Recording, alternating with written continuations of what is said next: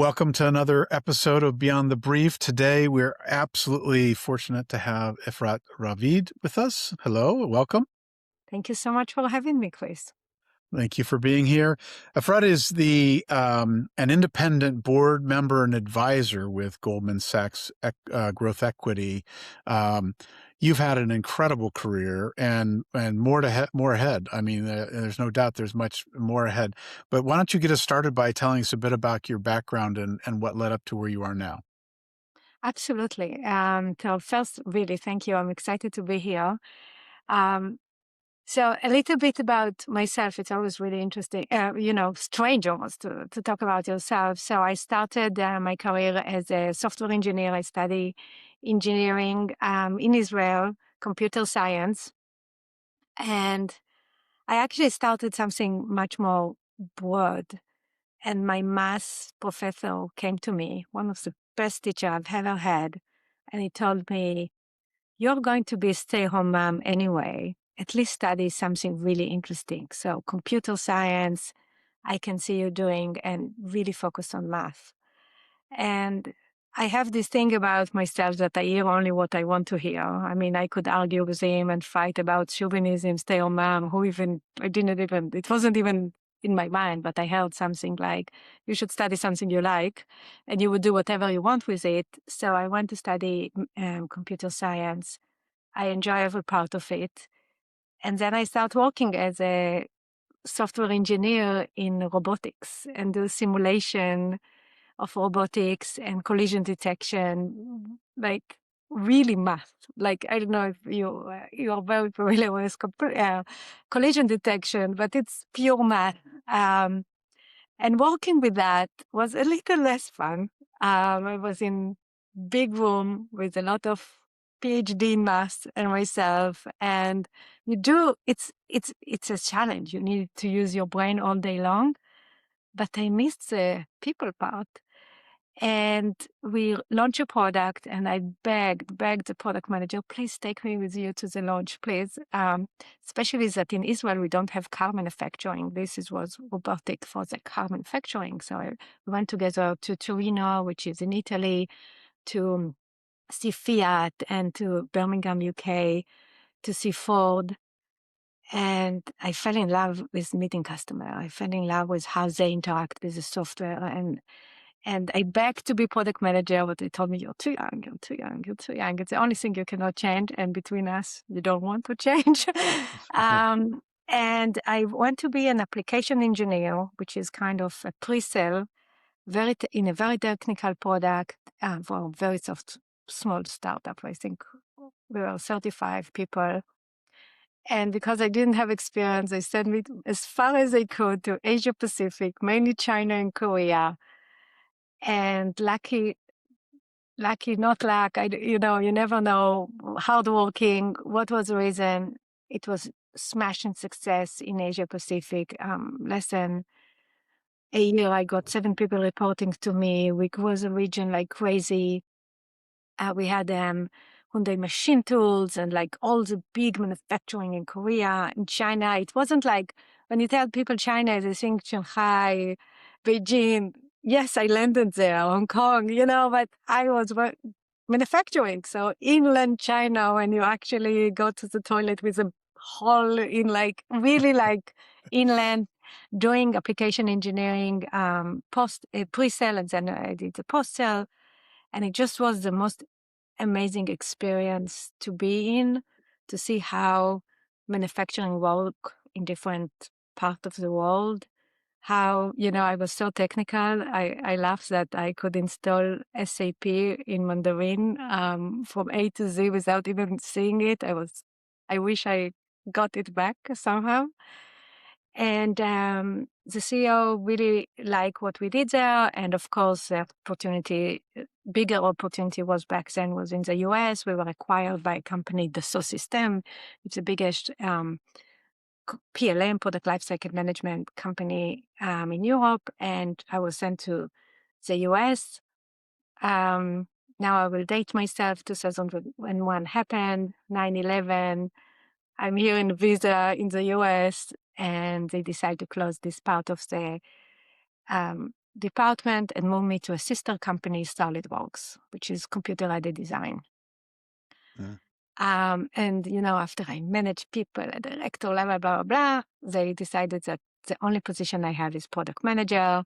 It's like, to come back to Israel or to stay and see what the world can offer me. So I decided to kind of step back and see what product manager mean.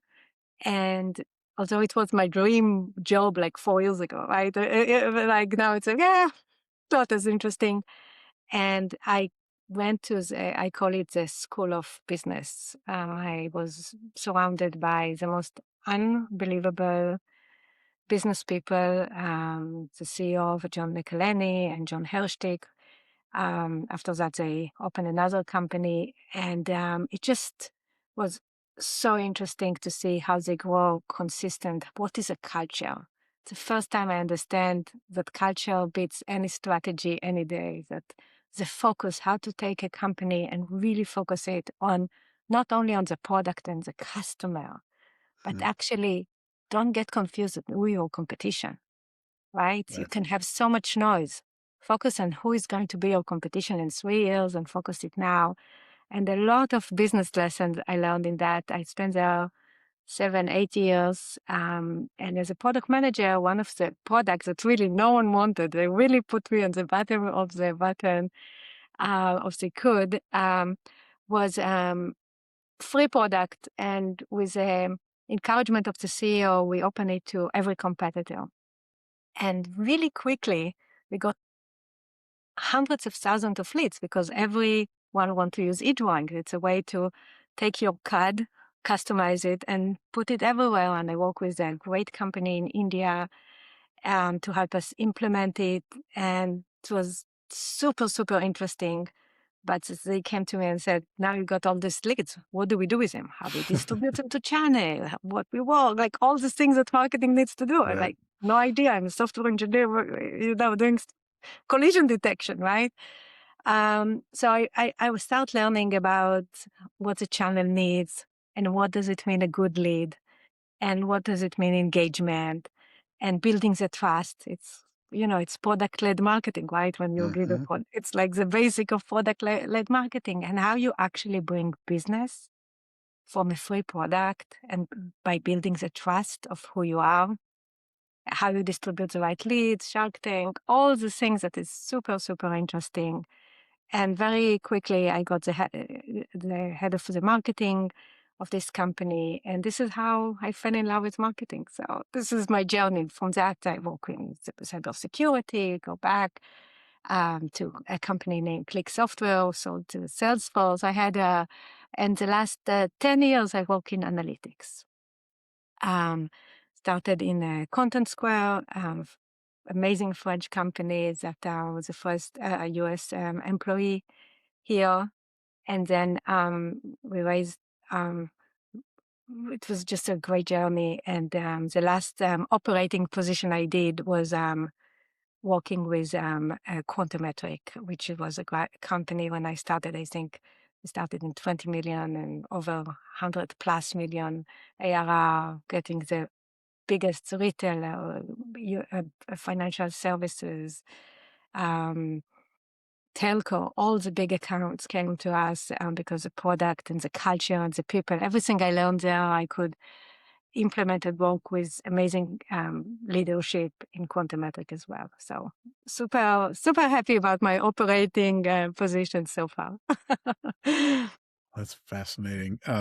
What a journey! And tell us a little bit about your current role as a independent board member and advisor at Goldman Sachs Growth Equity. Tell me a little bit about what that entails. So a lot of executives get these phone calls and say, I just started a company. Can you help me? Right? I mean, a lot of executives, we cannot pay you and so on, but please help me. So one of the companies that happened to me, it was 6, 7 years ago. I don't know exactly when. I don't have my CV here. It was Atera. Well, actually, the father of the CEO came to me. We met by chance in a somewhere, and he said, "Can you help my this company, and the company now super successful, amazing growth, just launched an unbelievable agentic AI solution for IT. And that was my first time that I advised. Like, it's very hard, by the way, as operator to advise, because we really want to do the stuff. Like, Yeah. what do you mean? Let's just do the launch. Let's just do it. Like, an advisor, you need to sit, you need to listen, you need to think about the strategy as executive, but then you need to let them do it, which is, in my opinion, the hardest part of advising. And then since then, I advised some other company in Finigrove that was recently acquired by Amplitude. And about a few years ago, I had the opportunity to be the independent board member of Lumaps, where Goldman Sachs were the main investors. And we did a nice outcome there. And they asked me to join them as a operating partner. And I started working with one or two companies, and I really enjoy it. And I felt like, they just get investment. For many of them, it's the first time they get 50, 100, 200 million. And they tell them, okay, now you got the money, it's all good. Now the party starts, right? Now you need to grow really, really, really, really fast. Don't stop, don't stop, just grow. And I love this speed, and I love helping these companies grow. And that's what I do now most of my time, helping this portfolio company and advising some of them with Goldman, some of them with other investors. And I really, really enjoy this part of my career. I love it. We Model B at the agency I run, we work with a number of companies that are um, working to try and be on the radar of a Goldman or other private equity, or venture firms. And it's interesting as from a marketing perspective, trying to help the leadership understand how to be, how to have that right conversation, but also what is the right, and money is not the only part of the problem, right? You have to have the right culture fit and aligning with a partner that's going to invest in you that cares about what you're doing, not just about the economic potential, is something that we often help organizations think through.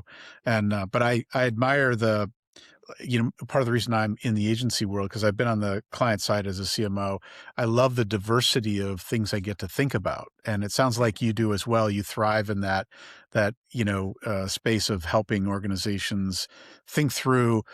And with your background, what a great background to apply, lots of different, learnings and experiences in different organizations of all kinds of different sizes and shapes, to help them accelerate in very thoughtful and productive ways. So I imagine that's part of why that they were tapping you is that evident skill and passion combined is a unique mixture. Yeah, I think you're absolutely right. And I think us as operator, you just want to do, right? You have no time sometimes to think. You just do. Yep. And as an advisor, many times you step back and say, in the morning, I talk to healthcare company. In the afternoon, I talk to cybersecurity. And in the middle, it's marketing automation, right?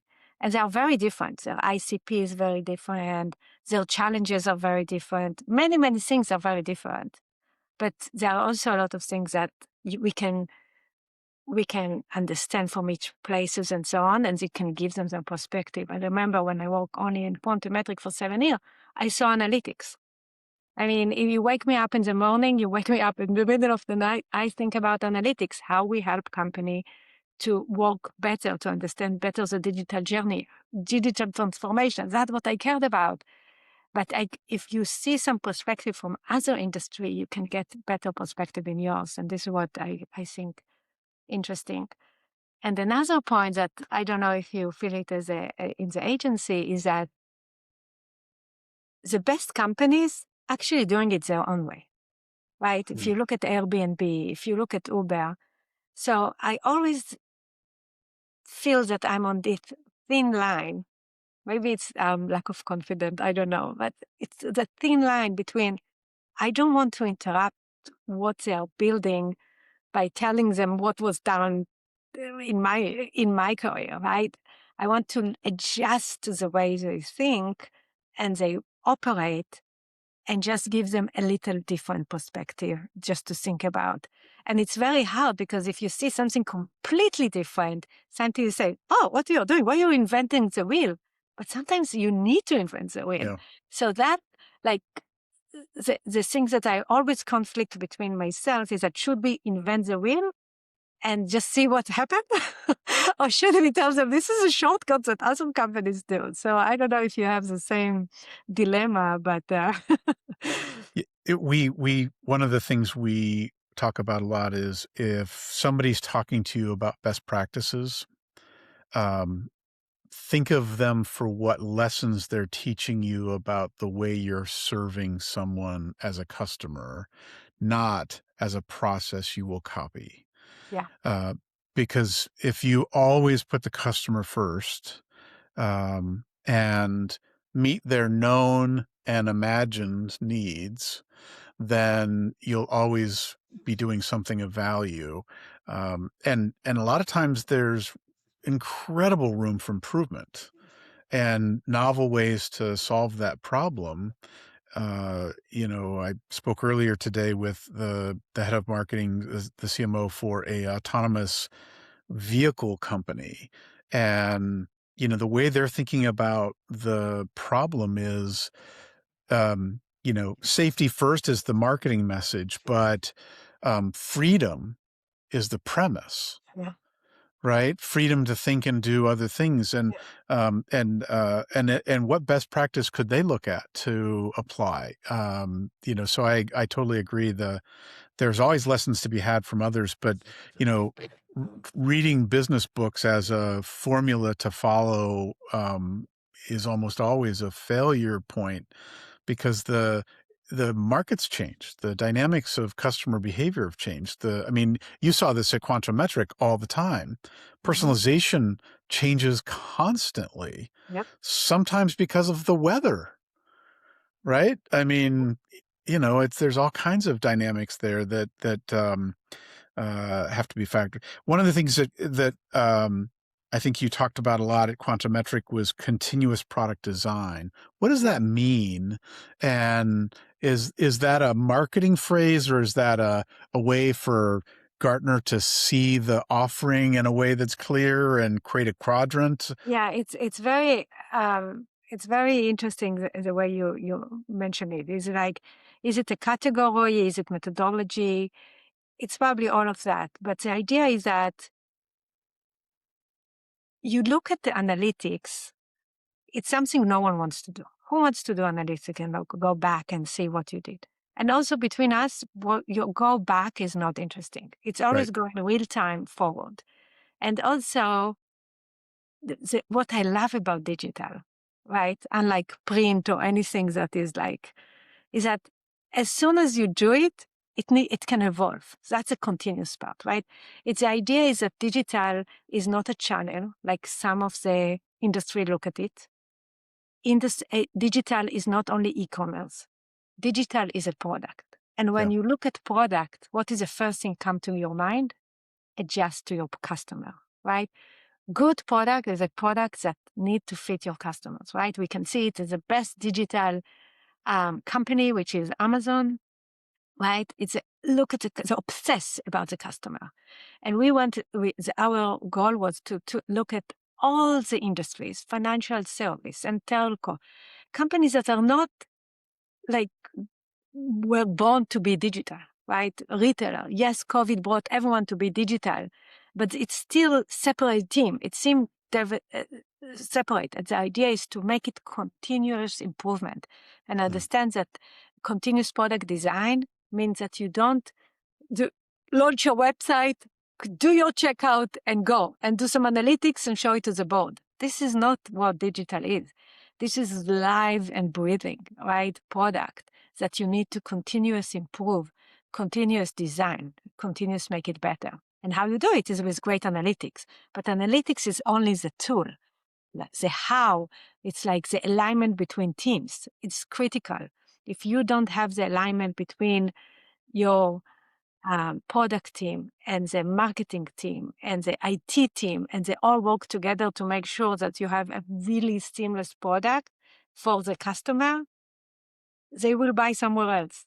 Yeah. They will, Right.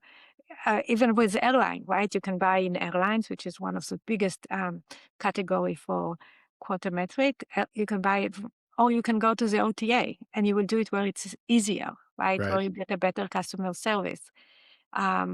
And our job is to make the customer better, right? Why to make it difficult to cancel? Usually when you cancel the flight, it's like a nightmare.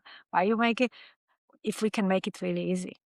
And the worst nightmare for every vendor is that you don't succeed to do it digitally, and you have two options, right?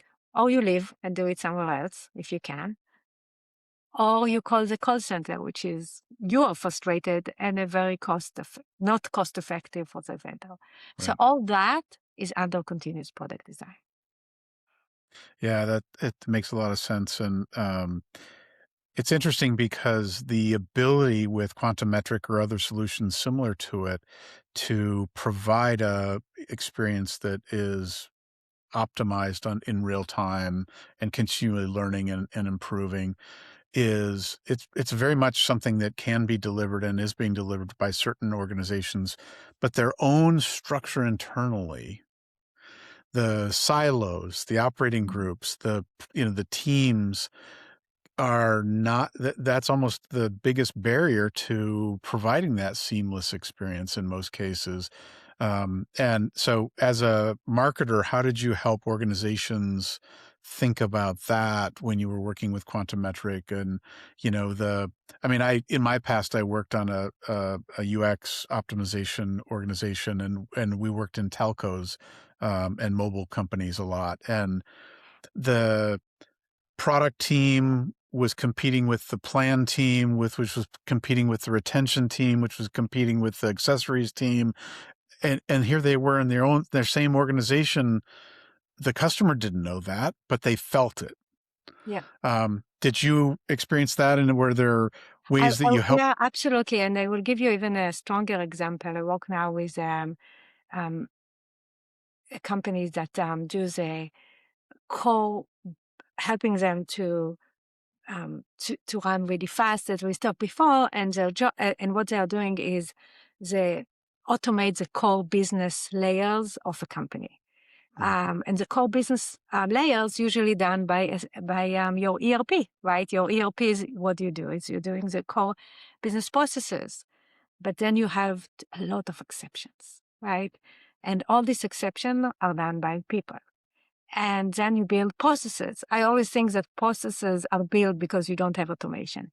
So you build another process, and then you build another process, and the and then you need approvals, right? The yeah, entire ERP process is to give approval and so on.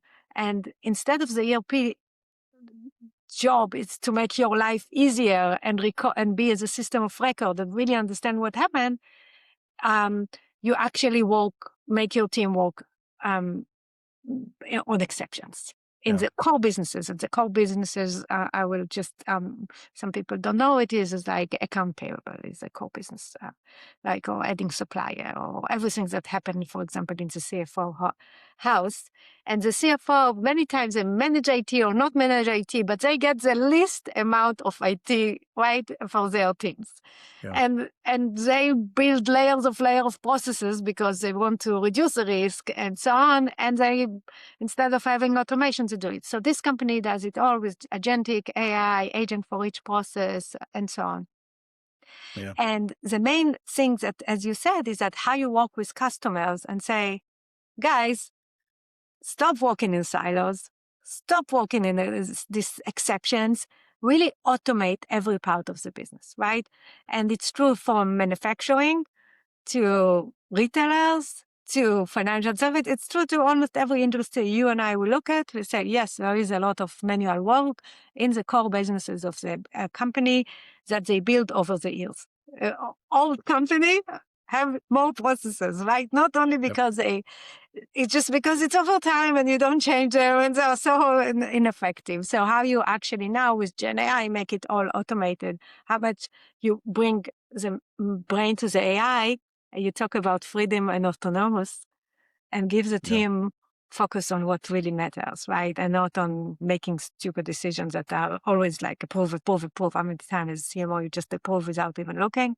If you don't look at it, at least AI will look at it. So things like that, I really love working with companies, even with the CFOs or with the people that are responsible for the processes, to automate it and make the alignment between the teams. And yes, analytics is part of it, but you can see it in ERP layers, you can see it in automation of core processes, you can see it in many, many other businesses, how you actually can automate and create this working and alignment together work much better. Yeah, that makes sense. Um, as the world is evolving now with the public LLM use, how are you seeing companies? Um, well, I'll lead you a bit. We're seeing companies want to do websites like they did 10 years ago, Mm. and we're advising them to be responsive to the place in the journey a customer is coming into the digital experience that you manage and own, so that you're not like forcing them through a start to finish journey that is illogical. But as the public LLMs are playing a bigger role in early stage engagement and thinking, how are you advising some of the companies you're working with to think about their digital experience today?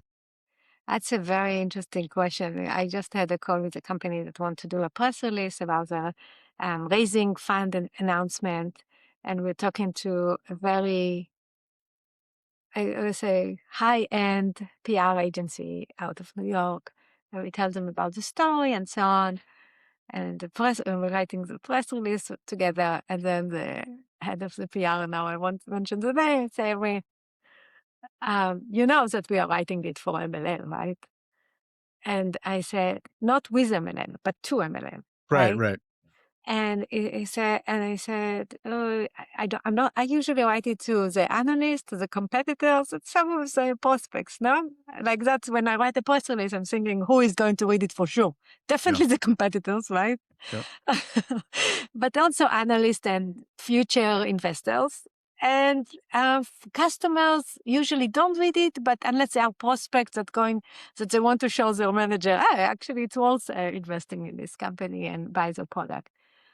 And he said, no, mainly for MLL. And when I was thinking about it, I said, yeah, even the press releases that we are working on, it's for the MLL. So when you talk about websites and any type of content, yes, we need to think about both. How it's work for human being, because sometimes human being hand in your website. Probably most of, if you look at, depends on the industry, most of the traffic, it's actually people and not agents.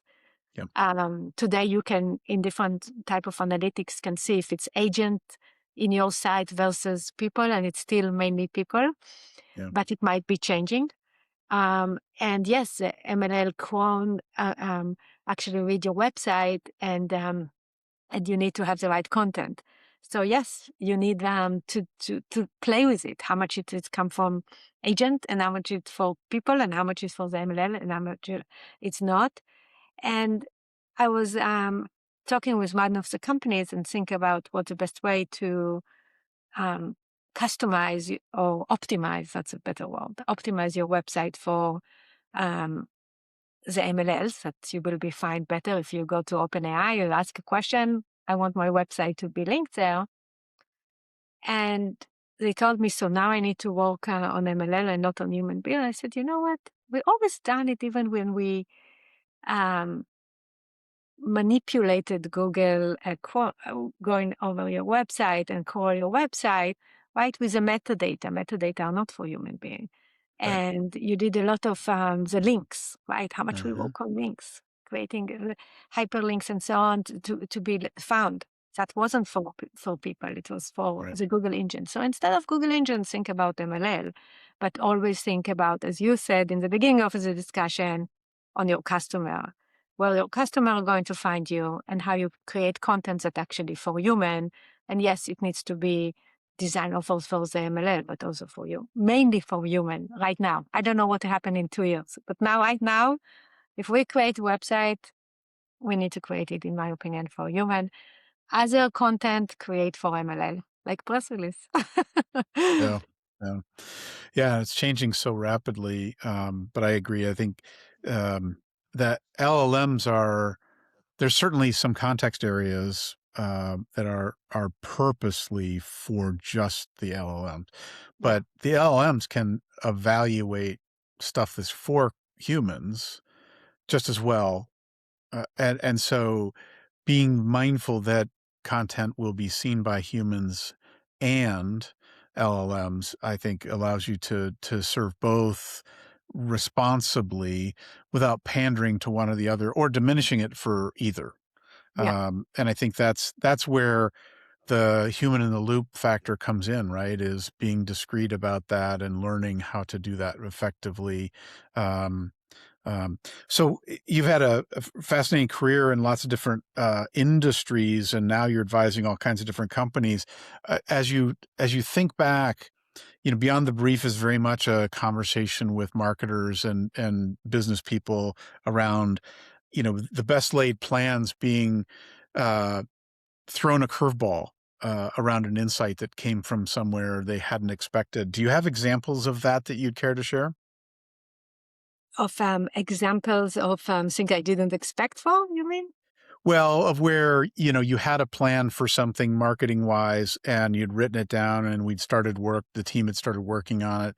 And then, from a consumer insight or a competitive action or something going on in the, pop culture, an insight occurred to the team that you pulled in after you'd started work to leverage on the work that you were actually eventually going to kick off. Yeah, I have many examples that you start one way, then you move left, and then you move right. Let me think. My favorite story is actually early on in my career when I work in the CAD industry, as I mentioned, and we ran a campaign that called First Aid. It looked like a first aid, very scary, a little like red and white. And it's like first aid that if you get injured, this is what you get. And um, a very senior person in the room saw this campaign. It was somebody new that just came and said, "Oh my God, this is the worst campaign I've ever seen. Who scares your customer? Who would even do it and why?" I was like, you know, and it's a first aid for what? Something bad can happen. And like, it was a lot of emotion in the room. That was very early in my career back then. So I just started marketing. I said, you know what? Tell me your background. And it was a new executive and it was a little out of the question. And he's like, I was executive in sales and this huge company that I don't want to say the name. And then now I'm executive here. And what do you mean my background? So exactly, I'm selling to mechanical engineers. Have you been a mechanical engineer? No. So let's try it. I mean, the worst case, it won't work. And we send it to customers. And I have to tell you, I don't remember freaking out so much in my career since even after since that day, right? It's like I'm sending a package, which is very expensive. We decided to start with 1,500 customers and see the reaction. And otherwise, I won't tell you the story, but the reaction was really, really good. And what I learned is that why it was good, right? And it was very scary. It was good because I felt that somebody is there for the help. You send the Mm, first aid for mechanical engineers to see that somebody can help. right. And we adjust many times the campaign of help. And then we said, okay, they want to first aid. let's do a for dummies book, right? That also helps them understand better. So we ran a campaign of for dummies book, but then I was much more confident. We just did it and we sent it to a ton of customers. And most region it works, except for two regions, Hmm. Germany and Japan. And I said, okay, I have to understand why, right? You said you do something and you just want to learn it. And I took a trip to Japan and went to the agency of Yahoo that back then were more successful than Google even in Japan. And I said, okay, you have to tell me why the mechanical engineers like don't like the reseller don't want to have it in his office. I translated to Japanese. I printed it. It's like I'm a mechanical engineer. I studied 6 years in Japan with statistics, and you call me for dummies. And you have a 1 minute tip. I also ran a campaign of 1 minute tip. 1 minute tip for mechanical engineer. I need a 60 minutes to just learn. Otherwise, I'm no mechanical engineer. And it's like here it's all fast and give it to me now, give it to me yesterday. I want it fast and for dummies and it's great. Hmm. And there I always said we need to not dumb it down, we need to smart it down, right? We need Hmm. to simplify it, not to make something complicated, but you have to be smart about it. They don't want fast, they want serious. It's not that they want complex, but they want the seriousness part of the business. And this is something I learned about cultures, right? It's not, you cannot ignore cultures as part of your campaigns. It's not one thing fit all. You talk about personalization. Of course, in the culture, it's not everyone the same, Yeah. but there are some basic things that you cannot cross a line. And that's Yeah. what really good lesson for me. Yeah. That's a great example. Uh, Along those lines, I worked on, I was at the agency that managed the Hewlett Packard Personal System Group Global Advertising, and I ran the account. And it was the first time they'd ever had a global unified campaign because they used to do it regionally. And we found that there was so much cost and waste in that it was not efficient. And so we did a global campaign. But as you know, global campaigns are hard because those cultural differences, um, and the nuance of localization and transcreation, are definitely factors. But what we found that was universal truth is that um, the category was treating the technical leads, the CTO and their team in enterprises. They're quite large, and they were treating them as not intelligent, and they just talked about speeds and feeds and very technical stuff that was the table stakes. Everybody has the same for the most part. And so we actually talked about the reliability as 5 nines reliability not being enough, and we actually wrote it as a haiku and honored their intelligence by having a little puzzle in each ad. And it worked phenomenally well everywhere but a couple places because it felt like it was making it harder for them to access the information culturally. But fascinating how that works, right? Yeah.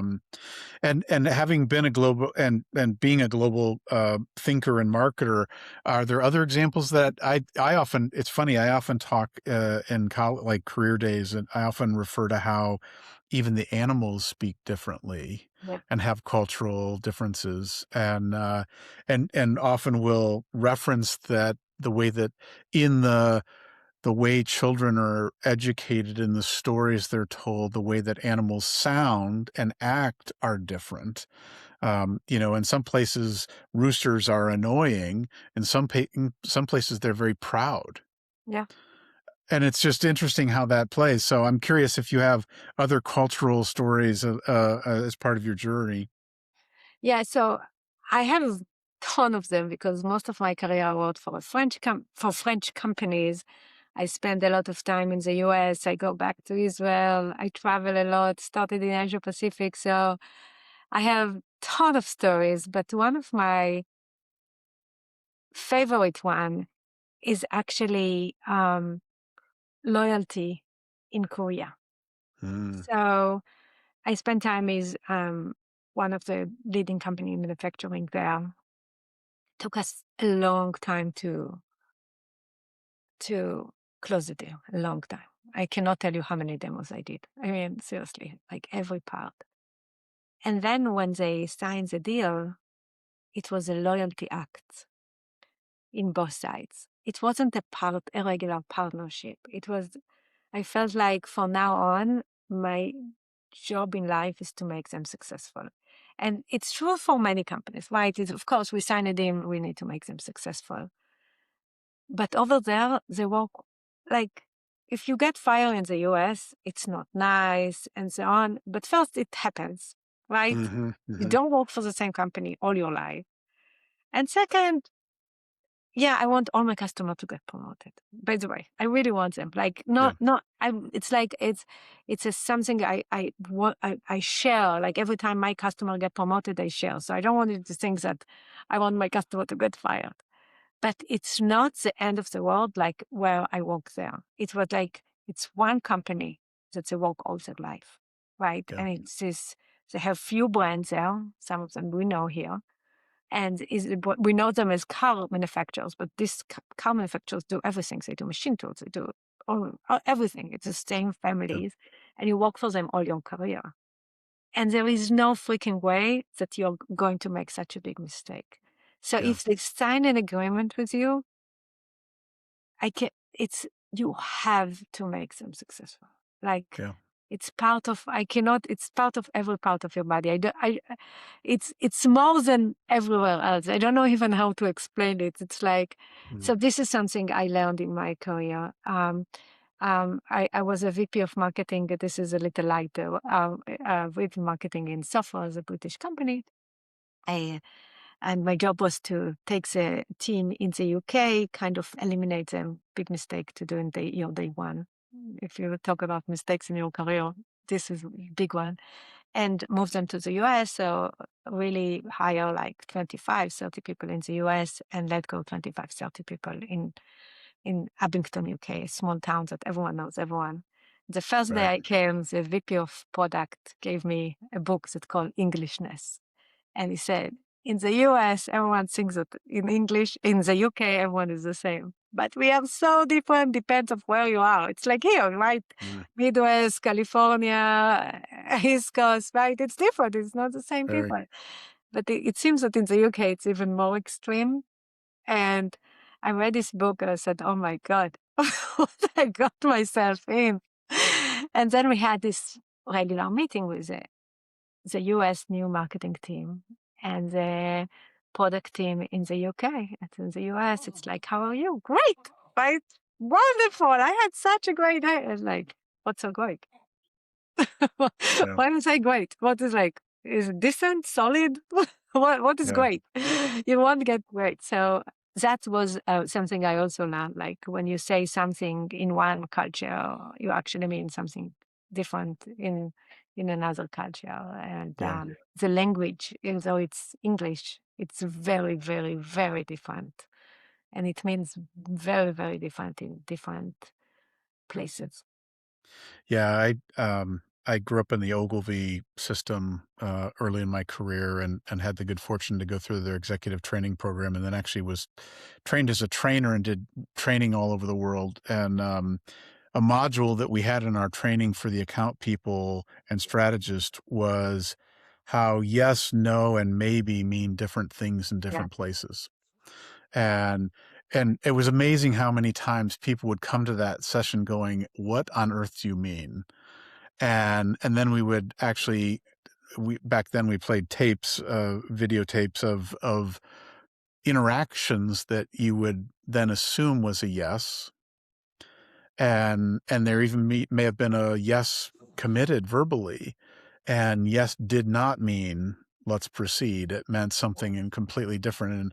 And I'm sure you've experienced that, certainly having been in South Korea, in Asia broadly, and in the Middle East, in parts of Europe. I mean, it's such a interesting dynamic, and understanding that and the motives and the cultural differences and down to the individual is very difficult. And how have you are there lessons that you learned along the way that you reflect on with a smile now? Yeah. And as you advise companies, how does that play a role as well? Yeah, absolutely. So the reason I'm smiling is many times, yes, mean acknowledging. But I come from Israel, right? And it's a very, very direct um, culture. Very, very Mm, direct. Like we say what we mean. Sometimes we don't filter. And if you have, my son was, I think, 4 years old, and we were with another family in Boston. Back then, I lived there, and they played, and they, like 2, 4 years old, make a lot of 4 years old noise, right? And the neighbor came out and said, "Oh, such a nice kid, such nice kids. Can they play out there, like right. somewhere else, right?" In Israel, and there's other like, and very nice, very polite with a smile. In Mm, Israel, it's like, go the fuck away and blah, blah, right. blah. What are you, why is it making so much noise? And I have to go away. Right. And, they actually mean exactly the same. Right. Yeah, right. We would shoot you if your kids won't go away and continue Right. make so much noise with a smile and nicely. Right. And it's exactly the same meaning. And it took us, when we moved here, a couple of years to understand it. Because Yeah. everyone is so polite, which is, by the way, really nice to live in a polite environment that no one yells and so on. It's much nicer. But it takes a little time to understand that they actually mean exactly the same, Yeah. just with different tone, words, and so on. Again, it's not the language, it's what they mean. Yeah. And exactly what you say. They say yes, but they actually mean, I understand what you mean. It doesn't mean, Yeah. yes, I will do it. Just say, yes, I Right. acknowledge that this is what you said. Yeah. Um, and yeah, you need to learn to listen to the subtitles, right? You need to learn the nuance. And what I learned in my career is that you actually need to ask. That many Yeah. times I managed team from different around the world, from India, from different place in Europe, from Asia Pacific, from South America. And many times I didn't understand the culture. And I Mm, didn't, I could read the book Englishness of every culture, but just to ask them, so what actually do you mean? Like, yeah. just, I don't understand. You have to explain me. What exactly do you mean? And I think this question in every culture, going deep, it's actually very appreciated. Yeah. No, I agree. And there's a if you ask it right, there's no offense taken in it, right? It's actually a compliment, in that I want to understand. Yeah, And one of the universal truths of human nature is to want to be understood and heard, that's a big, right? that's a big deal. Yeah, Yeah. absolutely. You're Yeah. absolutely right. Um, Along your journey, what's some of the best advice you've received and from whom? So one of them was just do it or just try. Don't ask for permission. And the worst case, you will make a mistake.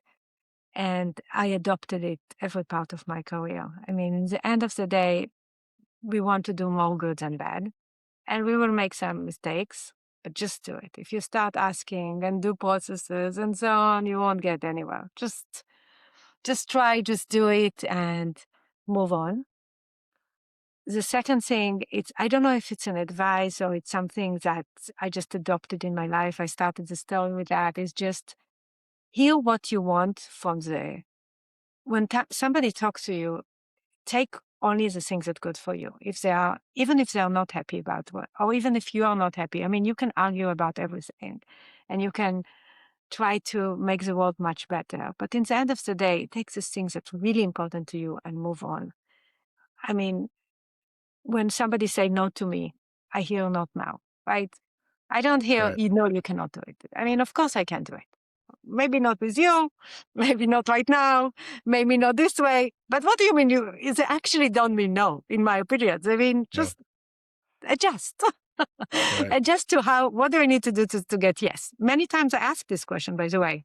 Okay, I understand your point of view. What do I need to do to get a yes? But sometimes I just hear what I want. So hear what is good for you. I mean, I'm not saying completely Yeah, I hope my kids don't listen to that, but um, yeah, just understand what you want and move on, and don't stuck with they say, she said, they them said. It doesn't help anyone. Yeah, no, that's great advice. So you've had a phenomenal career, so much so, and again, there's much more ahead, but um, so much so that one of my contacts in Hollywood called, and they're going to do a biopic on you.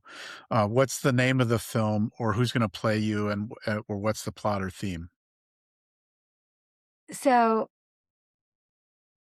yeah, it's a very interesting question. Like I don't know really how to answer it, but there is one theme in my life which I feel maybe because I addicted to sport and to running and to swimming, and maybe because you say you have, well, every time somebody said, "Oh, you have a great career," and said, "I'm just starting." What do you mean I had a great career? It's like, so I feel like nothing can stop me now. Like that's what I, with the Gen AI, feel the opportunities out there. Like Mhm. we just need to find them, right?